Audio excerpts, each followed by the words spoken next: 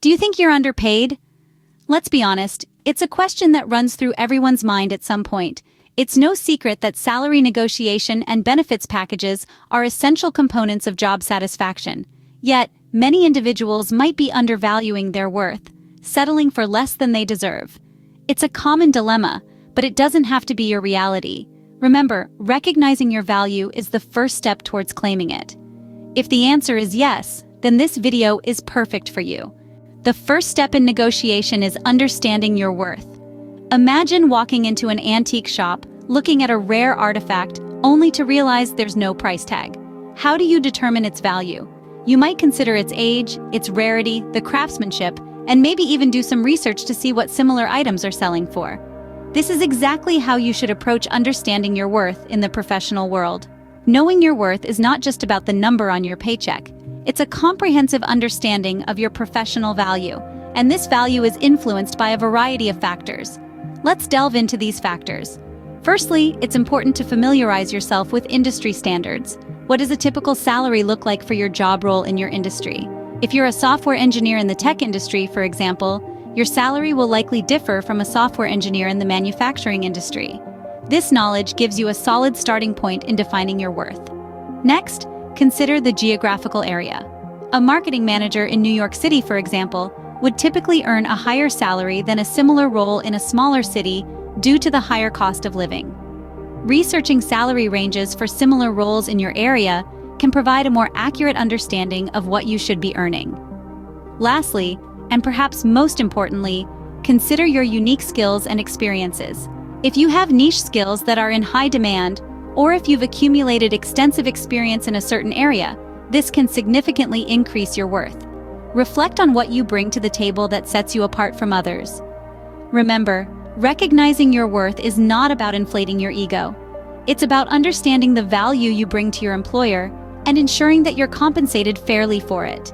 It's about standing up for yourself and ensuring that your hard work and dedication are recognized and rewarded. So, before you step into that negotiation meeting, do your homework, understand your worth, and let it be the foundation of your negotiation strategy. Knowing your worth is the foundation of successful negotiation. Now that you know your worth, it's time to build a strong case. So how do we go about this? Well, think of yourself as a detective. You're gathering evidence to present before a jury, except in this case, the jury is your employer, and the evidence is all the fantastic things you've accomplished while on the job.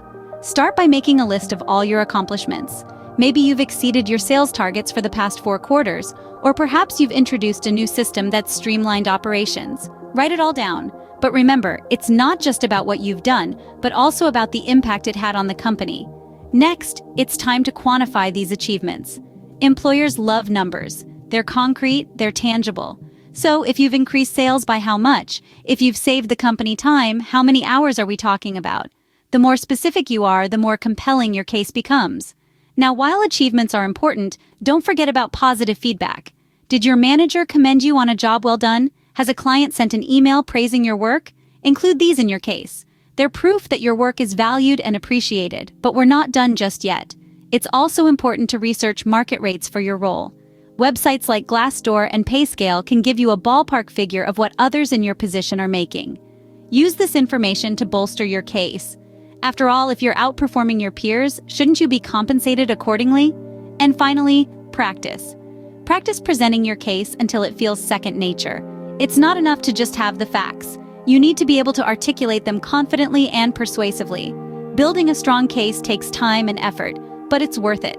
It's your opportunity to showcase your value and make a compelling argument for why you deserve a higher salary. A strong case will put you in a better position when you start the negotiation process. So, take your time, gather your evidence, and get ready to make your case.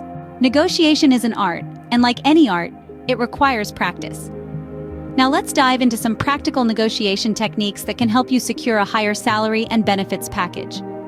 First, consider using a range instead of a specific number when discussing salary. By offering a range, you'll give the impression that you're flexible, and you'll also set the lower boundary as the least amount you're willing to accept.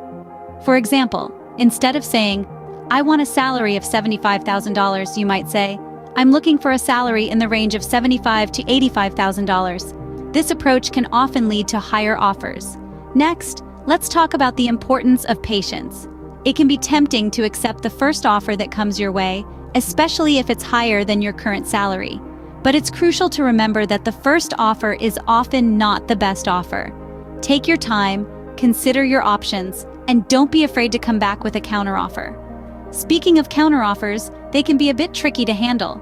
You don't want to come off as greedy, but you also don't want to undersell yourself. The key here is to remain respectful and professional. Explain your reasoning behind your counteroffer. Perhaps you have another offer on the table, or you've done research that suggests you should be earning more. Be firm, but also show that you're open to discussion. Finally, keep in mind that negotiation is not just about salary. It's also about benefits, work-life balance, and opportunities for growth. If a higher salary isn't possible, maybe you can negotiate for additional vacation days, a flexible work schedule, or professional development opportunities. Remember, negotiation is not about winning or losing, but about reaching a mutually beneficial agreement. It's about finding a balance where you feel valued and the employer feels they're getting a fair deal. So, practice your negotiation skills, be patient, and stay confident. You've got this. Salary is important, but don't forget about the benefits.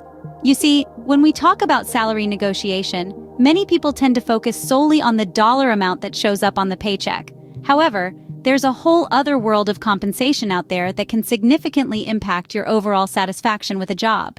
Yes, we're talking about benefits. Imagine this. 2 job offers land on your table. One has a higher salary, but the other offers a comprehensive benefits package, including health insurance, retirement contributions, and generous vacation time. Which one do you choose? The answer isn't always as straightforward as you might think. Health insurance, my friends, is no small matter. It's not just about having a safety net for when you're under the weather. A solid health insurance plan can cover preventative care, mental health services, and even some forms of alternative medicine. It's about wellness, not just illness. And it can save you a substantial amount of money in the long run. Then there's the matter of retirement plans. Sure, retirement might seem a long way off, but the earlier you start planning, the better off you'll be. A good retirement plan isn't just about matching contributions, though that is certainly a perk. It's about investment options, vesting schedules, and potential for growth. It's about securing your future. And let's not forget about vacation days. Everyone needs time to relax and recharge. Generous vacation policies not only demonstrate that a company values its employees' well-being, but they also contribute to increased productivity and job satisfaction. Plus, who doesn't love a little extra time for that dream trip to the Caribbean? So, when negotiating your salary, remember to look at the big picture.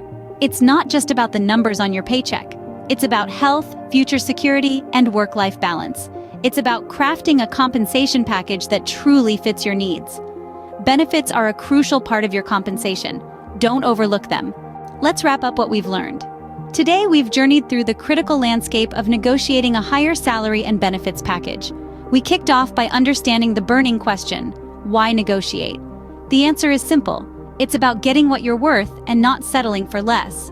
We dove into understanding your worth, a vital step in the negotiation process. Remember, knowing your worth means recognizing the value you bring to the table.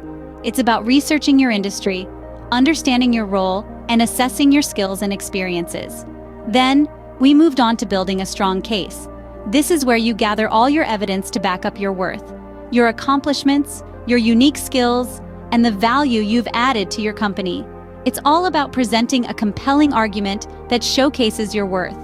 We explored the art of negotiation, where we reinforced the importance of confidence, clarity, and patience. It's not just about what you say, but how you say it. The way you present your case can make all the difference. And let's not forget about the benefits. They're just as important as the salary. From health insurance to vacation time, these perks can significantly enhance your overall compensation package. With these tips, you're now ready to negotiate a higher salary and benefits package. Go get what you deserve.